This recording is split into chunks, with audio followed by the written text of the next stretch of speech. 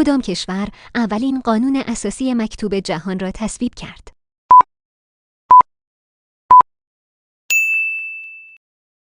نام اولین ماهواره مصنوعی زمین چه بود؟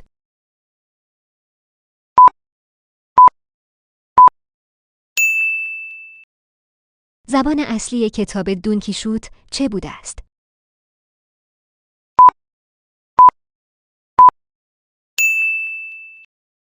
کدام قاره بیشترین کشور را در خود جای داده است؟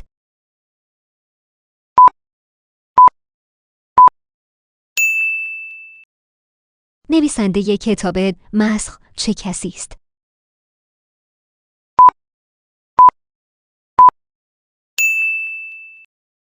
در بدن انسان بیشترین مقدار آهن در کدام بخش ذخیره می شود؟